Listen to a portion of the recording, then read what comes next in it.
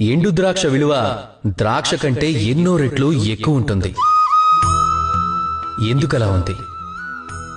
దాని వెనుకున్న కారణం ఏమిటి? ఒకటి, ఆ ద్రాక్ష అందులో చాలా రసం ఉంటుంది. ఇక ఎండు ద్రాక్షలో ఎలాంటి రసము ఉండదు. ఒకటేమో చాలా మృదువుగా అందంగా ఉంటే, ఇక రెండవది దానికి అందమనేది ఉండనే ఉండదు, అయినా ఎక్కువ విలువైనది.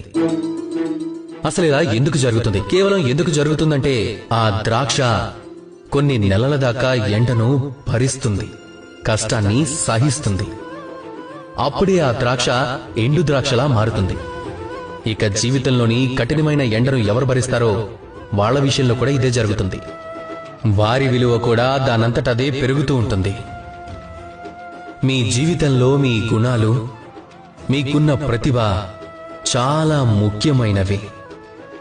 కానీ మీరు ఎప్పుడైతే అనుభవాన్ని పొందుతారో ఆ అనుభవం మీ గుణాలను అలాగే మీకున్న ప్రతిభను ఇంకా ఎక్కువ శ్రేష్ఠ స్థానానికి తీసుకువెళ్తాయి. అందుకే జీవితంలో కఠినమైన ఎండలో నిలబడడం నేర్చుకోండి.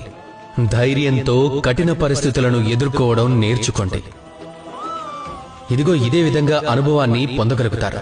ఇక ఈ అనుభవం మీ విలువను పెంచుతూ వెళ్తుంది. ఇక ఈ మనసు చాలా సంతోషంతో